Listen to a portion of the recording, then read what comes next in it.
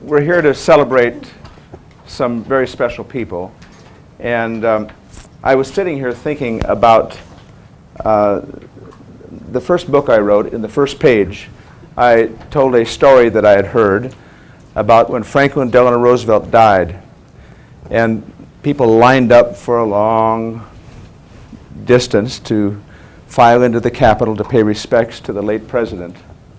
And a journalist approached a fellow standing way in the back, holding his cap in front of him, obviously a working fellow. And he asked the person, "Did you know President Roosevelt?" And this fellow said, "No, I didn't, but he knew me." And I was thinking of that sitting here. Who knows Indian children? Who is it that knows Indian youth in our culture, in our country?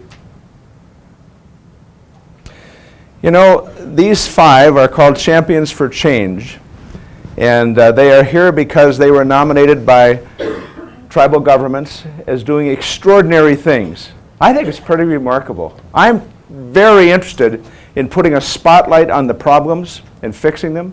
I'm also very interested in lifting up success and celebrating it.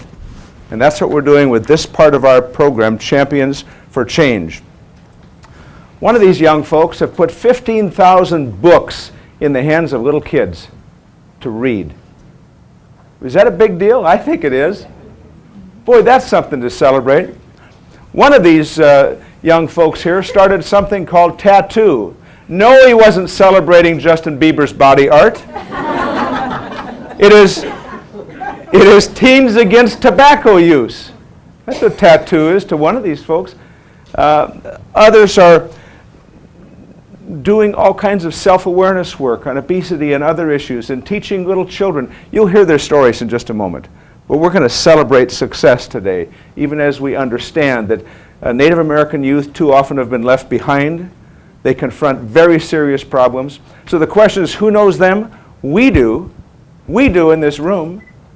And more people need to, and we're determined to make that happen. Because to know an issue is to try to solve an issue.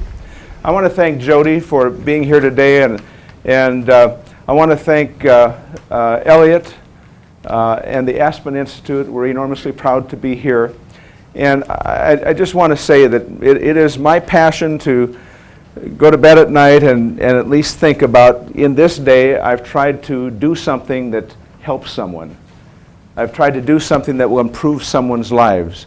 I've tried to do something that will save a life. And I think if all of us working together have that same understanding that every day when we get up in the morning, the one thing we can change, the one thing we have total control over is our attitude about what we're going to do and how we're going to do it and the impact it's going to have on those with whom we live. So that's what this is about today. And I'm going to tell you about some important people here. I want to just thank the VIPs who are here. I want to thank Jody. When I say VIPs, you are all very important people. but Aaron wrote VIP, so I just read it. And the most important, very important person is Aaron Bailey, and I want you to wave, Aaron.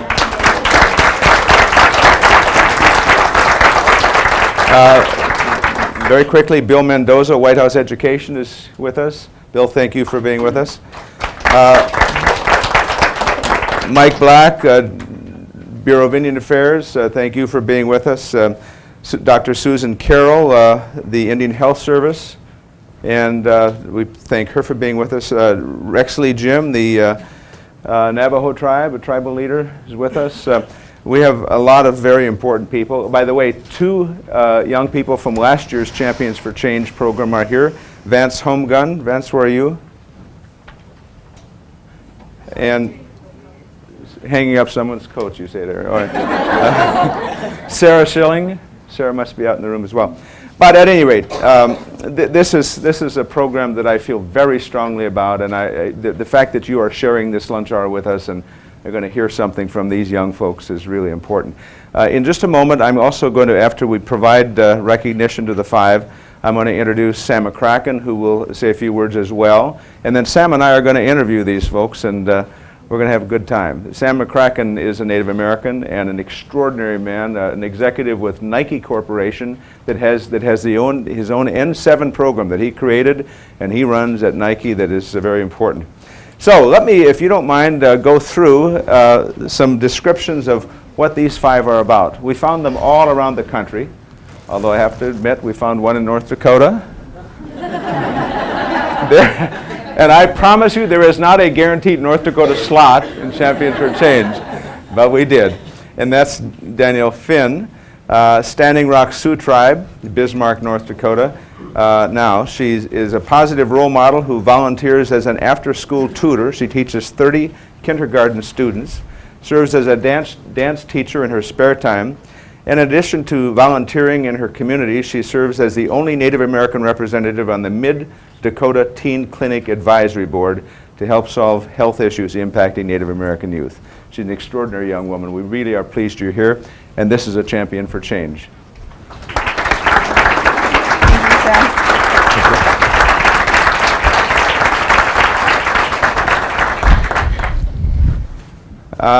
Elizabeth Burns is from the Cherokee Nation of Oklahoma, 17 years old, from Claremore, Oklahoma.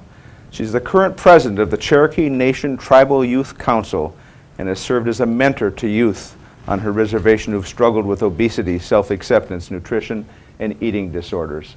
A remarkable young woman. Congratulations.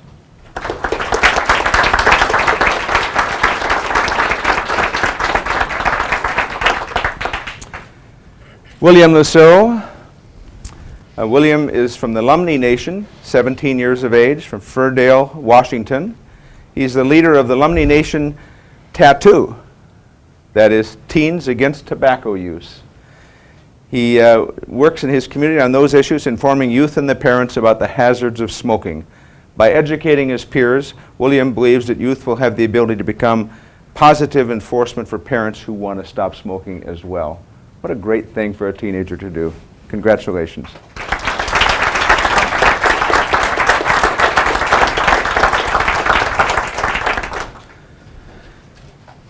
Keith Martinez. Keith is the Ogallala Lakota Sioux, 20 years old, Pine Ridge, South Dakota. He's a college student who works with Lakota Children's Enrichment, LCE, to fight against poverty and increase educational resources available on the Ogallala Lakota Pine Ridge Indian Reservation. Keith helps empower his peers on the reservation and serves as a chair of the LCE Youth Advisory Board and also as a youth ambassador with the Youth Service America for the state of South Dakota. A remarkable young man. Keith.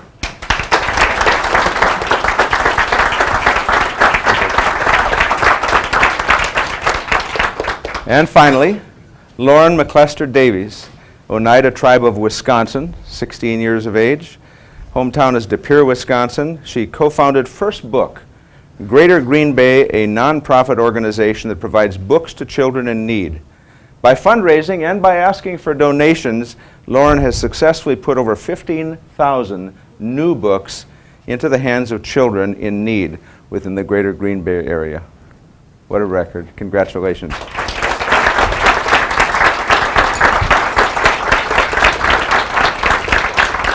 Now you can see why I'm inspired. If that doesn't lighten your day a little bit and lift you up, there's something wrong with you. We all feel the same way, I'm convinced. We just feel good about seeing 5 remarkable young people and the ability with them to celebrate success. Sam McCracken is an original American who has done great things and risen to become a general manager at the Nike Corporation with his own program, and I'm delighted that he's here. He's also on our advisory board at the Center for Native American Youth. Sam? Thank you.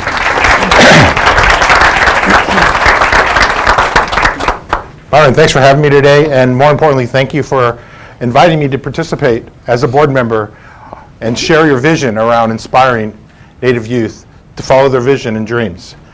My name is Sam McCracken. It's my given name. I grew up on the Fort Peck Indian Reservation in northeastern Montana, and I was just having a brief conversation with Byron in the back, and we were talking with Jody, and he said, "Doesn't everything kind of flow through Fort Peck?" And I said, "Well, it kind of does."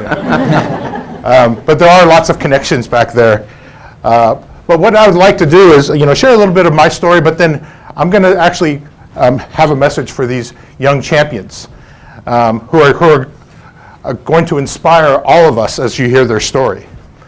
But I have the fortunate opportunity for working for a company that allowed me to follow my dream and follow a vision and create a plan to hopefully enhance the future of Native Americans and in a variety of different ways. And as I share with you the mission statement of the company that I'm fortunate to work for, is to bring inspiration and innovation to each and every athlete in the world. And if you have a body, you're an athlete. So all of us should be inspired by that message. And the reason I say that is because that mission statement allowed me to do that as an employee and create a program that now gives back to help Native youth. And more importantly, created a program that allowed Nike to partner with the tremendous vision that Byron had around creating the Center for Native American Youth. So I'm extremely proud of that collaborative partnership that the N7 Fund and the company that I get to work for has allowed us to do. So I'm excited to be here. Without remorse, I would like to introduce a couple of my colleagues who helped share the vision. So in the back of the room over there is Jennifer Bindall. She's from our Government Affairs Division. And then my right-hand person, my colleague, part of my Champion of Change, Jackie Blackbird from the Fort Belknap Reservation. We do things in Montana, but Jackie Blackbird from the Fort Belknap Reservation, and she's our Program and Partnership Manager. So I just wanted to introduce them real quickly and let you know they're here in the room supporting us. But as I share a message for the champions, as Aaron has asked me, what I'll do is I'm actually going to turn, because I had a five-hour plane ride here from Portland, and I had my headphones on and I was listening to some music because I'm always inspired by music, and I came across a song by a guy by the name of John Mayer. Well, you guys know who John Mayer is? Mm-hmm. And the song said, "Waiting on the world to change." That was the message in the song. I think what we have in front of us here is people who aren't waiting. They are going to create change.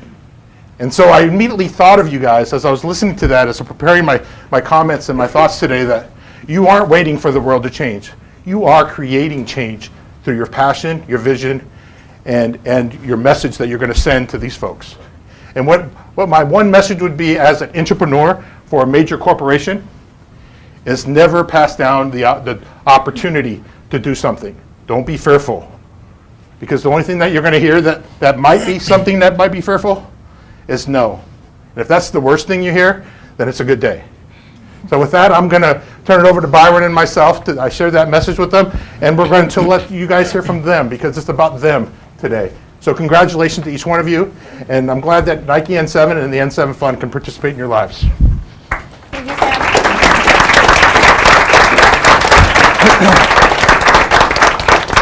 Well, Sam, thank you very much. Now, if you're going to quote John Mayer, let me quote Pink. Try, try, try. One of my favorite pieces of music. Probably a pretty good description of these five. Danielle, let's start with you. And I want to add, you know, I went to the reservation where you grew up because we had a cluster of teen suicides. I met with parents, teachers. I met with about 15 young students from high school around a table with no other adults present, just to talk to them about their lives and what they thought was going on. You grew up in that area and went to school there, and you have seen, I think, the disappointment, the sadness, the heartbreak of some of the more difficult things that happen. And you've also, just by virtue of your own approach, decided to lift things up and make things happen and try, or change the world.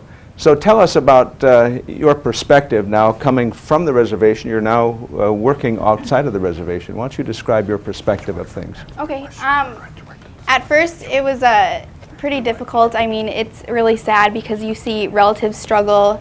I come from the Porcupine District, and that's in Sioux County, which is notorious for being one of the top 10 poorest counties in the United States. And it's really unfortunate, all the things that teenagers have to face, you know, with just trying to succeed in life, but there's also depression and anxiety, and there's so much alcohol and substance abuse where I'm from. And so it was really hard because actually I had a 10-year-old relative who committed suicide, and it's 10 years old. You know, you think teen suicide's bad, but, you know, a 10-year-old committing suicide, like, you know, you got to understand that's how bad, you know, his life had to be to give up, you know, that fast.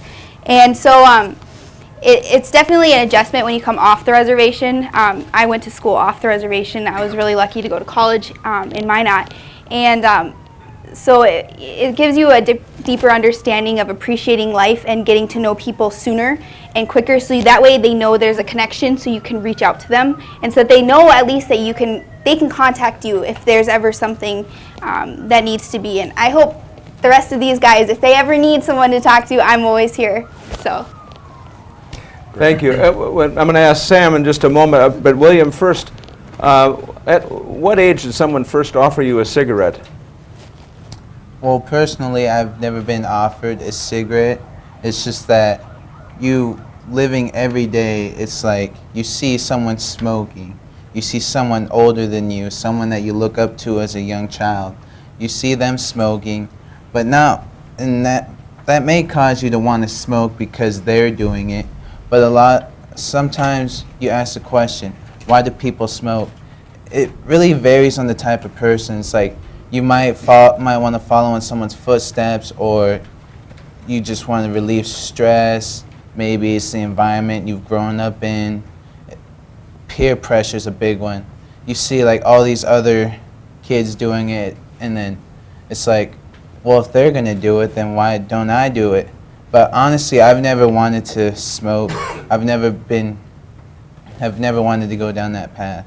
Just because looking around, you see a lot of people who smoke, and do they benefit from it? No. A lot of people smoke to relieve stress because like there's so much going on. But you just see those people and how they struggle. One main reason why I never wanted to smoke is because I like to be athletic, I like to be able to breathe. And smoking, it doesn't affect you instantly, but it carries on over time. And one thing I never really understood, which I would like to talk more about in the group, is addiction. How do you become addicted to smoking cigarettes? So I took a class, I'm taking a class right now, UW Bioaddiction in the Brain. We just got done with our brain unit talking about when you do drugs, what part of the brain is involved with that. And nicotine is the addictive drug in cigarettes, but just smoking in general, I never liked it. And one question that I like to ask smokers is, if you could go back and change your decision of choosing to smoke, a majority of them say they wish they never started. Great answer. Thank you. Elizabeth, as I look through your stuff here, I have a quick question for you. And how has physical activity or sport impacted your life? Throughout my life, I've struggled with obesity personally, and participating through sports and athletics, I was always the last person to get chosen for a team, and it really hurt. And then looking back, I see children in elementary schools, like both my parents are teachers, so I get to go into their schools and look at their environments, and you see those kids on the sideline that are like, they're all so obese. Sorry. It's hard to see them struggle because I went through the same thing. It really made me want to reach out to them because I just don't want them to have to go what I went through and be bullied. It just really touched my heart. Thank you. Passion. Great answer.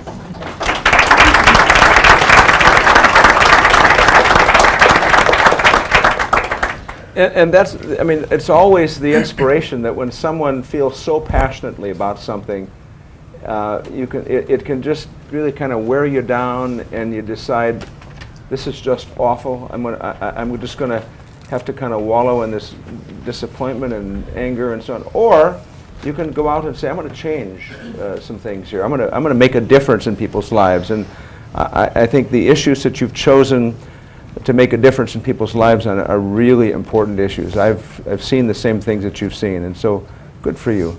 And so, Lauren, I want to ask you, you just gave me a candy bar, by the way. So she's obviously the sales manager for something. Mint melt-away bar. But you put 15,000 books in the hands of needy kids. You know, it is so extraordinary because books are so important. It's such the lifeblood of developing your mind and so on. So tell us about, when did you get that inspiration? Well, I grew up in Oneida, Wisconsin, and my grandmother has always been involved in education, my mom's mother. And my grandparents really raised me a lot, and my parents did too, and we've been a really close-knit family. So she taught me at an early age that education, no one can take that away from you. Education is yours, and it makes you who you are. So because I was so involved in learning new things, and I love to learn, I began reading at a young age, and I was a really good reader. I mean, I'm pretty okay now, but I helped kids younger than myself learn how to read and learn that reading can be fun if you choose books that are of interest to you and something that you benefit from. So when I was a reading buddy in my local community, I saw that kids that were both native and non-native didn't have a supply to books, which really touched my heart because I believe that everyone should have the ability and the capabilities and the resources to learn how to read and be able to better themselves. So I talked to my mom about this because I was only 9 years old at the time, and in 2007 we were able to co-found a local chapter of First Book. And First Book is a national organization that provides free books to children in Title I schools or family in need. So since then, I've been the founding chair and the fundraising chair for First Book Greater Green Bay. And I've been able to have the generous support of my local community to better our community in our literacy rates and improve the amount of children who are capable of reading and learning how to read and better their education. Of the 2.1 million youth in our Native American society, a majority of them don't finish high school. And as the diplomas have increased for other ethnicities, Native Americans have not. So I believe that that stems from learning how to read and being capable of having a brighter future because of that. And really, that's where my love for books first started. And it's just joyous to me to be able to see younger people being able to pick up a book and know how to read it and getting their very own first book to keep for themselves. You know, Lauren, I had a teacher tell me once that coming up on Christmas, this teacher asked a young American Indian girl who was in school there what she wanted for Christmas. And she said, well, I'd really like them to turn the electricity back on in our house so I can study at night. You know, the ability to read and study. We all take for granted electricity, don't we, and lights at night, but some people don't. Thanks for your answer. Keith, how you doing over there? Good, how are you? Good, good. Hey, Keith, can you share with your friends here, what do you think is you want people to know about Native youth and Native and Indian country? Well, what I want people to know, well, first is I'm one who grew up on the Pioneers Reservation, and Kyle, just like Joey. When I went to high school there, the dropout rate was over 60%, nearly 70%.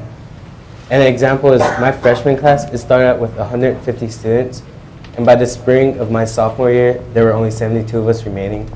And then Say that number again. 72 of us remaining. How many started? Over 150 students. And that same year, my senior class only had 35 students graduated, and of those 35, there were maybe 3 or 4 that actually went on to higher education.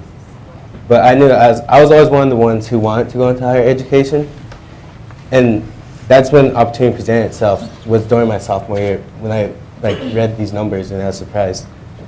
This program called Lakota Children's Enrichment, what I'm involved with now, called my school one day and asked if there's a student who's both willing and able to attend intensive college prep program in Scarsdale, New York. So I got in the program. I wasted no time to put my application as I need this. And then once I got to Scarsdale, New York, it really hit home for me because I found that I was behind grade level in all subjects. There was no subject I was nowhere near any of the other students. I remember this time when I was in a class sitting there, and the kid, I sat in the class in the lower grade. I had to go into a freshman class as a junior, and they were learning stuff that I had just, they were talking about things they had learned in 8th grade that I was just touching upon my sophomore year on the reservation. So that really hit home for me there. And then I just remember being there, and then during the time I was like, I need to do something about this. And that's when I got involved with the Colored Children's Enrichment, because I heard about all the programs they're doing. They helped pull me up out of the situation I was in. And through them we do all kinds of different things. We work on education. We have a like annual writing contest, and we always encourage the children, the youth, like you guys all are, to use your voice. So in our writing challenge, we have one every year. This past year we have one, and it's called Voices of the Land. Every year we have a different theme. And actually next month, I'm going to be going out to congratulate this year's winners. And we had over 100 entries, and they're unbelievable. It's so hard to choose the winners. But one thing I know is we always talk to students, it's not about winning the challenge. It's about using your voice. It's about getting out there and knowing that you can do better. And then, so from there on, we always talk about at the Colored Children's Enrichment how we want Americans to view injustice differently in America. And most people associate poverty with other continents or inner city area, but what they don't realize is there's communities like Pine Ridge that suffer, like not suffer, but have to deal without toilets, without indoor heating, without indoor plumbing, without electricity that was brought up, and without internet, something that people now take for granted so much. And that's something that I always feel like it needs to change. And there's just so many different things. Keith, at what age did you leave Pine Ridge? I left Pine Ridge at the age of 16, so right after my sophomore year of high The reason school. I ask the question is, you know, we do youth summits across the country on Indian reservations, and we did one at Pine Ridge. And one of the things I remember about it is probably the school that you attended. The high school had 2 wrestlers on their wrestling team that qualified for the state tournament, but the school told them they had no money for them to go to the state tournament. So the coach spent the money, took them to the state tournament, bought them uniforms for the state tournament, and they had no money for a hotel, so they slept in the gymnasium where the tournament was held. But it's an example of how desperate the financial conditions were at a school that you say put you way behind grade level. Yeah. I mean, there's a lot of different times where, I'm an athlete myself, so there are situations that Sam perked up. Sam really perked up when you said you're an athlete. In high school, I was big on football and track. So, but there's a lot of kids who are also big on track. Like, for example, many schools have cut their cross-country teams because they don't have, kids can't afford the shoes, and the schools can't afford to give them to them. So this is where we stepped in. We have provided shoes for the colored children, with the Colored Children's Enrichment for these students. And the kids, you should see their face when they get a new pair of shoes. It's absolutely amazing. And they're just so happy that it's amazing to see how just a pair of shoes that they could run, they could go practice cross country, and how happy these kids are where someone goes out and buys 10 different pairs of shoes and take it for granted almost. So it's just, there's just so much that I feel needs to be worked on the reservation. Because like the youth summit that you brought up, we talked about some of the Teach for America teachers that had entered the area, talked about the literacy rate, which hovers around the 5th grade level on the whole reservation, which is incredibly hard for me to hear. And that just points to how far behind I was when I moved off the reservation. And I don't want people to have to move off the reservation to get that good education. I want them to be able to stay in their communities. That way they can blossom, get out there and help the others, the younger ones, because they are the futures. Thank you. And just to add on to that, what he's saying about the literacy rates in the high school students is true, because almost half of students that live in high poverty urban areas that enter high school read at a 5th or 6th grade level still, which is, it's quite touching me, because if they're still reading at that level and no one's helping them to get better, how are they supposed to succeed in high school? So I'm going to open it up to any of you to answer this question, but how important to you guys is positive role models? Can I take this one? Nowadays in like social media, you see the people promoting, this also goes with like self-body image, that you have to be this certain size and this certain type of person to be accepted, which actually leads children nowadays to eating disorders and just other stuff. And it's really upsetting that they have to take that route in order to get that way when you have positive role models like our tribal leaders.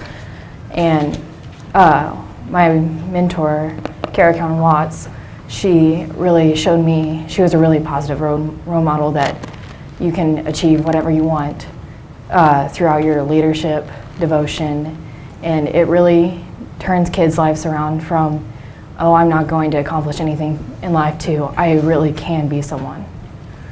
Does anybody else want to take that question as well, about role models?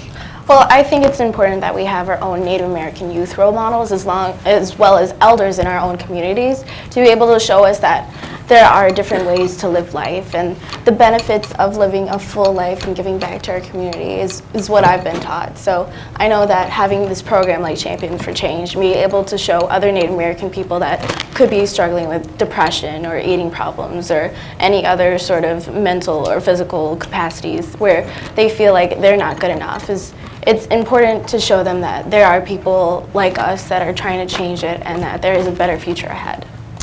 I missed two people, probably missed more, but two people. Anita Fine-Day is with us. I wanted to mention Casey Family Programs, right over here. And Mary Lou Leary from the Department of Justice is with us. And I do want to say the Department of Justice is doing extraordinary work for which we're very appreciative. I want to ask a slightly different question. Maybe we'll start with you, Danielle.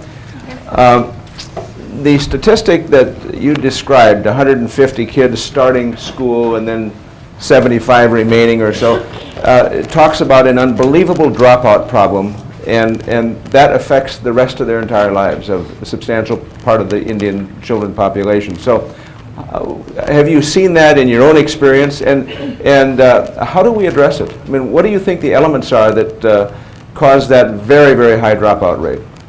Yeah, I think even in higher education, because I'm a college graduate, even the ones who do succeed and graduate to the next level for high school and graduate on to college, the retention rate is so bad. And I think it's because there's a lack of support system almost. I know some people don't even have Native American student associations, and I think that's really important as like a community. You guys can help each other succeed, and that's something that I always looked for as to where I was going to go, because I wanted to make sure there was a community. But definitely in high school, I graduated with about like 16 other Native Americans, and I'm the only one who's graduated college so far. Everybody else has gotten pregnant. So.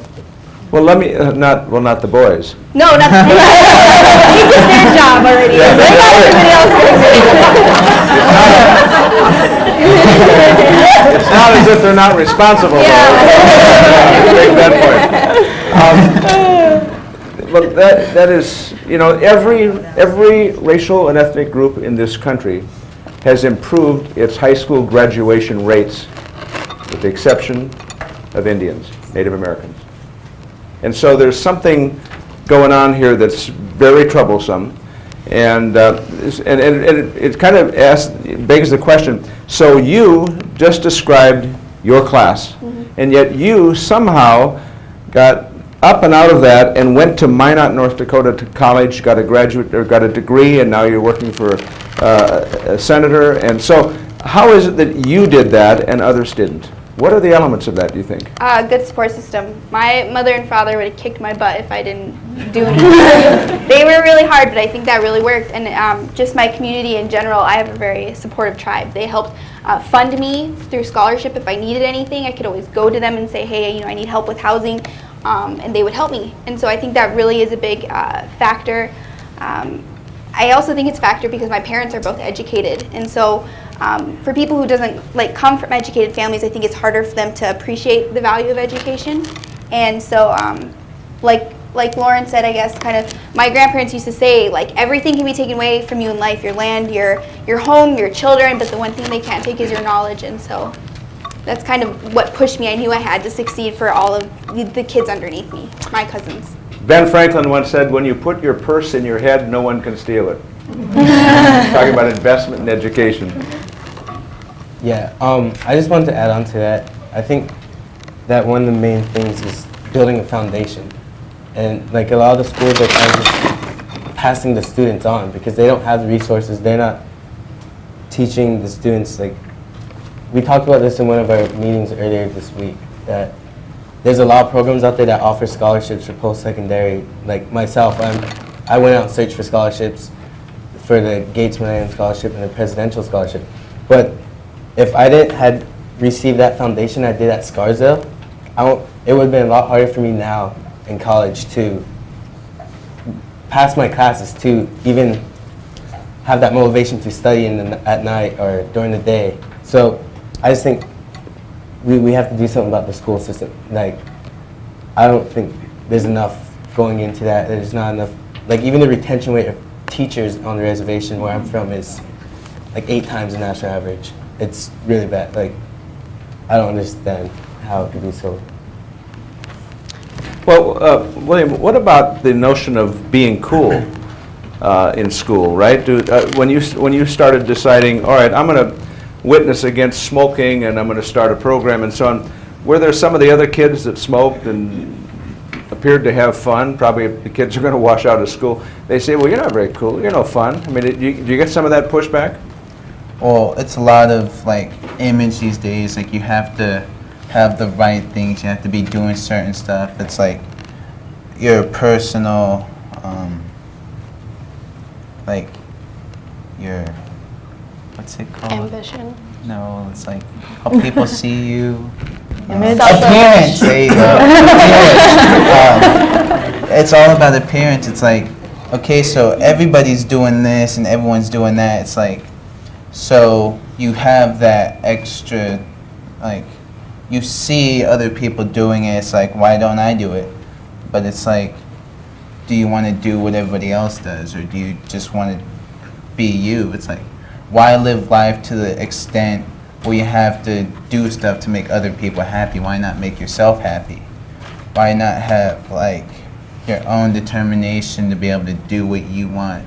A lot of people follow the crowd. It's just like, you want to be someone to help make a difference, to help make a change. Like, I hear about these guys, what they're doing. It's such an amazing to see how much effort people across the country, Native youth, not just Native youth, but other ethnicity groups, striving to make a difference in the communities that they're brought up in.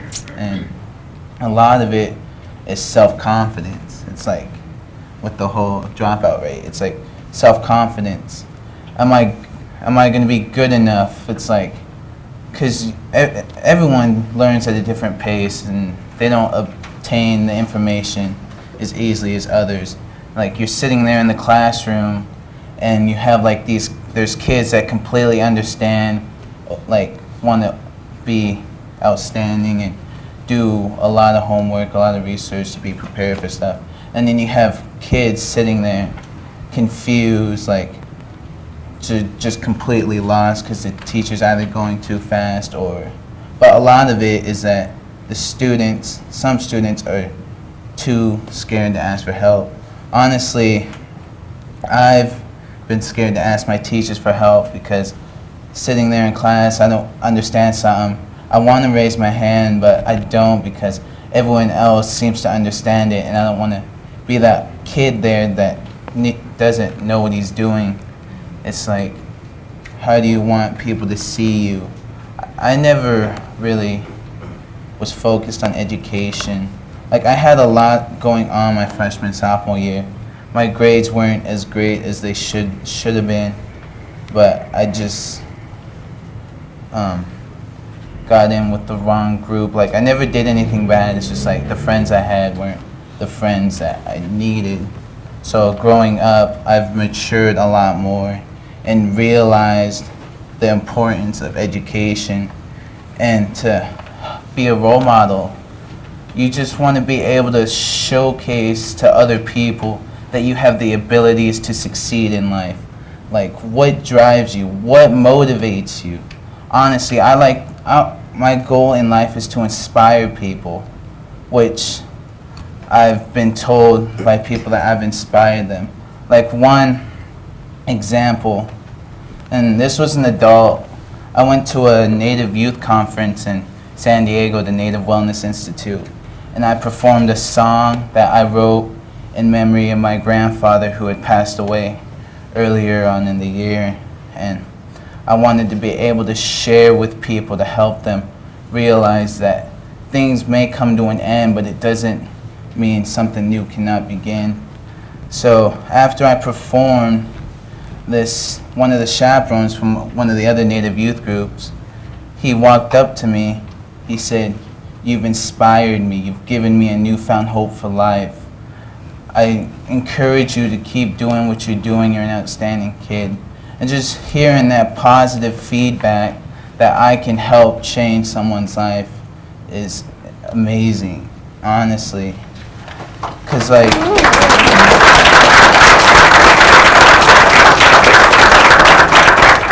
with what Elizabeth is doing, Liz, it's so outstanding. Because, like, I was one of those kids, like, always, like, running last, always so out of breath. But that never stopped me, because now my physical appearance may not just like a lot of people assume that I'm not very athletic, which I actually am. Because I'm just that amazing. It's just the whole self-confidence of having, like, the motivation, like, what do you want to do? What do you want to get out of something? And you just gotta want it. You gotta want to learn. You gotta want to be able to do something. Why have knowledge if you have nothing to teach? Thank you for sharing that. So, I got a question here for Lauren. So, you distributed tons of books to kids. We've heard lots of challenges that Native youth have faced. Just pretend like in the room nobody knows anything about Native youth. What do you want them to know about Native youth? What I want everyone to know about Native youth is that there are lots of challenges. There are a lot of problems that a lot of us face. Like, we face the odds against us saying that we're not going to graduate high school, that we're not going to go on to secondary school, that we're not going to be able to succeed, that we're 720 times more likely to die of suicide than any other person in the nation. But really, there are a lot of people that want to be better, that want to be the best that they can be. And it's not always about being able to find resources or being able to know the right people. It's just about doing the best that you can do in your everyday life, which I really see in my local community. And I see everyone who's really trying to improve themselves and improve the others around them, and being able to help one another and working as a nation together, being able to support each other and find a better way to make a better future and improve our odds right now than what we have. I guess, can I chime in? Sure. Okay, so I guess I would say, if no one knew anything about Native American youth, I would say that we are some of the funniest people in the world. I swear. We can make a joke out of anything and go, and it's still funny. Seriously. Yeah, and then, but along with that, you know, all the struggles that we all face in our communities, we're resilient. You know, we really can get through anything historically, even present. We can go through anything. And so we're fighters, definitely. For young kids, we're fighters, we're tough. I work at Head Start as a volunteer teacher, and I see some of the saddest kids that come in from unloving homes, but they still smile and laugh and giggle, and they're still trying to be better, so. Now let me ask you a very serious question about the issue of teen suicide. At the Center for Native American Youth, we worry a lot about that, and we work a lot on it. And I've held some public hearings on it when I was in the Senate. And it's difficult. It's so difficult to talk about it publicly, even with parents and tribal leaders and children. How many of you you have grown up on reservations? How many of you are aware of or know of a young person that has taken their own life? Okay. it's safe to say that if I had asked that in my little school, in my little hometown of 300 people, no one would have raised their hand. It's the case with most schools. And yet, on Indian reservations, and on your reservation, I've spent time there on what is called a cluster of teen suicides. And you know, there is not one cause. This isn't something that you know, that we understand exactly what's the mechanism that triggers it and we know how to resolve it. We don't. It has a lot of causes, I expect. Any of you have any comments on that issue? Well, I guess to explain further, the Standing Rock Nation, every 3 to 5 years it has you know, clusters of suicides, and it's so weird because it happens every 3 to 5 years. And in 1 month specifically, in 30 days, 49 children took their lives. 49, so that's crazy. I remember my mom would come home from work and I'd be like, how many, you know, this weekend on Monday? And she'd say 5. And I was like, 5 over the weekend? And these are kids who are athletes, who are, you know, the prom kings, the prom queens who are doing this, and it's so heartbreaking. So I think the other thing that really adds on to it is because people often view Native American children as oppressed, like they don't have hope, but they really do. The students are hopeful, they're talented, they're overall amazing, and that they have dreams that everyone else's children in America have, but they just don't have those same opportunities, and that plays a big mental toll on the children. The more and more they hear about how they have no hope at all to leave the reservation or go on further in life, it really drains life out of them, and that's what makes them willing to take their own life, to get out of it, because it seems like their only escape. What was I going to say? Well, a big reason that some people commit suicide is depression. Like there's, I knew what I was going to say. What was I going to say?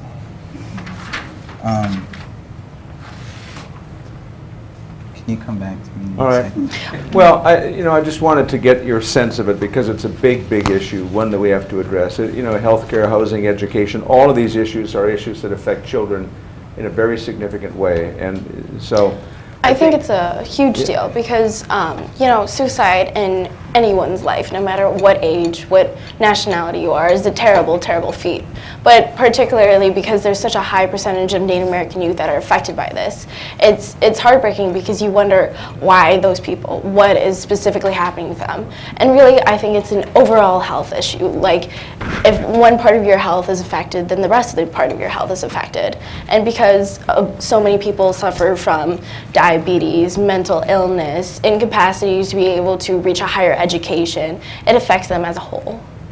All right, we have just a few minutes left, but I wanted to take some time if there are questions from the audience. If anyone has any questions of any of the Champions for Change, we'd be happy to entertain any questions. Even of the athlete, William. Yes, sir.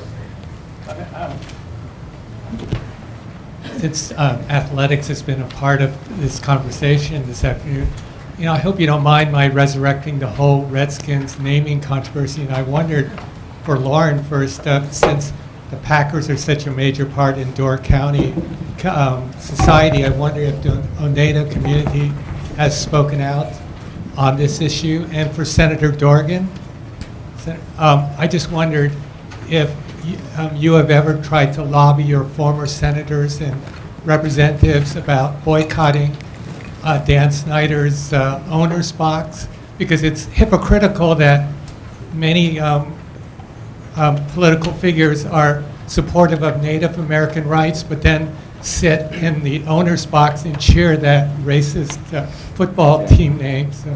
Well, I've written an op-ed piece about the subject. The term redskin is a slur, and in the op-ed piece that I wrote, I pointed out that when these young champions for change get off a plane at Washington National Airport to visit their nation capital, if someone were to look at them and say, there's a redskin, it would be unbelievably offensive. The term is a racial slur, and that name should be changed. It's long past the time that name should have been changed.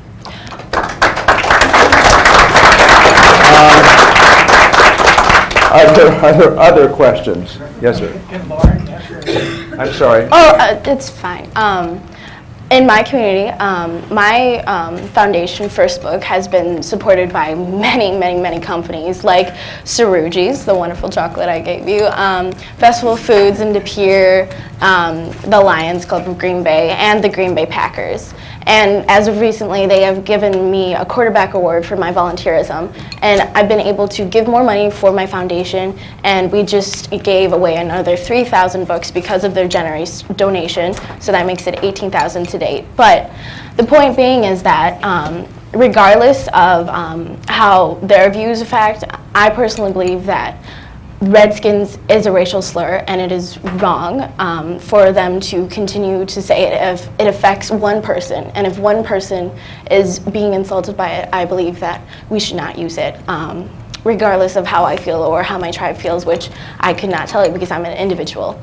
But on the other hand, there are so many more issues affecting Native American youth, Native American people in general, that focusing on one sport and one team's name should not, in my opinion, be the main focus of how we're trying to help our Native American youth. Well said, Lauren. This program and the work of this center is so incredibly inspiring. Thank you, Senator and Aaron. My name is Robert Mahaffey. I'm with the Rural School and Community Trust. You all mentioned education, and I think it was Keith who talked about the incredible churn and turnover of teachers in schools. Others of you may have touched on this. We have a program around Grow Your Own, where you look at local, rural places, Indian country, and try and identify teachers, young people who want to go into teaching. How many of your teachers, when you were in school, were Native, were part of your tribes? And are there efforts to try and recruit more young people to look at the noble profession of teaching? Thank you so much. When I was my first 2 years of high school in Kyle, South Dakota, I only had 2 teachers that were not Native American, and there were 2 Teach of America teachers who were absolutely astonishing. But I know a lot of teachers talk about how they love teaching, but they believe that there should be a program on the reservations that teach the local children to be able to teach the next generation, be the teachers, because I feel like if you have teachers from the same community, it's a lot more beneficial to the student, because they understand the same struggles that those kids are going through at home and not just at school. So I agree with Keith. I think that having someone who is from your nation or from your tribe and being able to communicate with them, learning things like they would teach, is very important. And in my nation, a lot of our members choose to go into other areas of our nation, working as Oneida Nation has been able to focus a lot of its money on education. It also has its own youth enrichment services, which is a tutoring system, which is a lot more than just teaching one single subject to a lot of children. It's being able to focus one-on-one with each Native child and being able to improve them in the areas that they specifically need improvement. All right, yes. Probably don't need a microphone from New Jersey. We're recording. We're recording. Okay, thank you. For recording purposes only, I'll get louder. I wear 2 hats, and I guess my question for you is an offer, because I believe in scalability and problem solving. So the first hat I wear, which is my official hat, I run an institute here called Sailor Academy. And the Sailor Academy offers free education online to anybody who wants to get college credit. It's a little known secret. The entire purpose of why I was hired was to make it a bigger deal. And I guess the question is access available for you if you were to be given the tools to basically get 30 to 60 college credits for free? Would that be possible? And if it is, I will give you that offer right now to any of your areas. The second is, on the other side, the much more fun side, my daughter, at 7 years old, created a company called Tomorrow's Lemonade Stand to talk about stuff about confidence building and risk and passion for the other end of the spectrum. And I see this loop of technology now that goes from that very small age where they earn badges online to start their own little companies, and gives them a great deal of confidence at a very young age, to what we now can do with online learning and credit. if both of those offers were on the table, is that stuff that can be utilized in your communities? And if not, what other problems should we be solving to get you to have that kind of access in your communities? I guess, to answer your first offer, I'll share an example. One of the students who entered in our writing contest last year, by the name of Colton, this past week he wrote a blog for his high school, and after entering the writing contest, he wrote about how it set a flame in his heart, that he realized that there's a lot more that he could do. There's a lot more places he could go with his education and knowledge. And he feels now he's so motivated to go, but like other children on the reservation, they don't have the resources, the money to get those college credits. So I believe something like that would be so beneficial to our reservation and our program at Lakota Children's. And we can always talk more about it. You can email me after all the details. But just overall with both of those, I believe that no matter where you place those, as long as you implement them the right way, they're gonna help the Native youth. So. Yeah, sign us up. We're doing it. I feel like we could Last question, yes. Thank you. Hi, my name is Nadia Siratan. I'm with the National Juvenile Defender Center. And I think in addition to being champions for change, you all represent hope for Native youth in your communities. And we work to ensure that kids that become justice system involved, so are brought into the court system for committing or charged with committing crimes, to ensure they get the best legal representation they can. But unlike you all who have managed to persevere and to, achieve certain accomplishments, many youth are becoming justice system involved. We know that youth are disproportionately, Native youth are disproportionately incarcerated in justice systems. And I just want to know what your thoughts are in terms of how the peers that you see around you who are getting in trouble with the law, who are meeting different obstacles in their lives, how we can get them to the place that you're at. And I know that's a huge question, but just for any of the experiences you've had where your peers have been either removed from their communities or have been locked up or who have not received the benefits of that some of you have been able to achieve, what you recommend for them? Probably a support system, because usually those youth that you see in the community getting in trouble with the law, typically they don't have the best home life, and people telling them that there are better options than the choices that they're making, and also provide them with more material, showing them like the online program that's free. Some kids think, I can't financially support myself to go through college, so I can't go on to college. I'm just going to have to live the life I'm at now, just getting in trouble, barely making it by. So just giving them more outreach sources would really probably benefit them the most, and the support system. I guess also is reconnecting with cultural ways.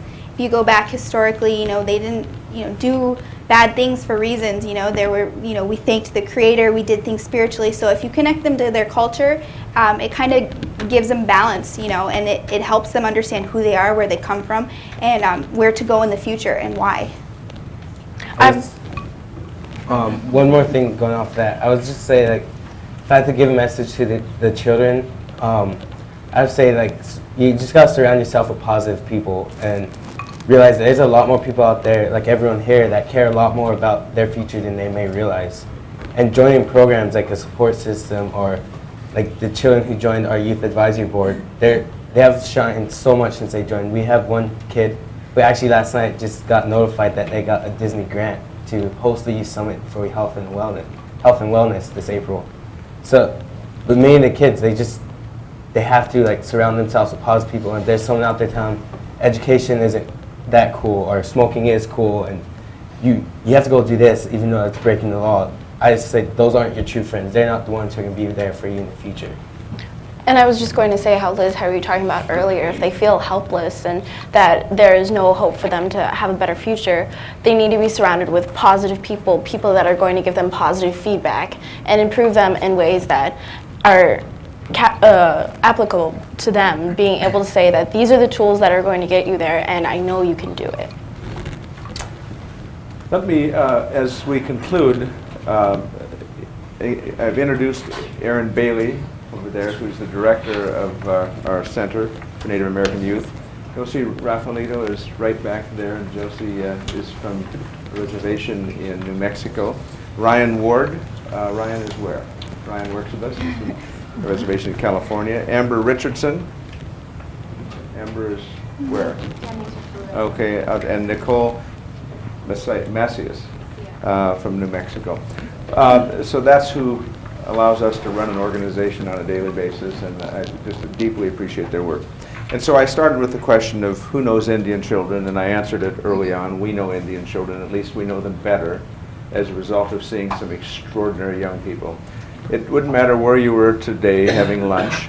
If you were anywhere in America and had the opportunity to spend your lunch hour with these 5 young Americans, Indian, Lutheran, wouldn't matter, you would say those are extraordinary people, extraordinary young, inspiring Americans. And when we started this program, we wanted to celebrate success. Lord knows there are plenty of challenges, and many of you saw the story in the Washington Post yesterday on the front page, top of the fold. And when you read it, it is a story that describes, yes, some sadness, some great difficulty, some significant challenges, but it also includes some references to some young kids that are doing extraordinary things. And I say that to thank the Post for starting to cover this issue. For a long, long, long time, these issues were not covered by anybody. Now one of America's premier newspapers covers some of these issues on their front page, and the writer is here, and I appreciate very much your being here at our event today. Again, let me just end this by saying I do this because I have great hope. It's easy to take the negative side of everything.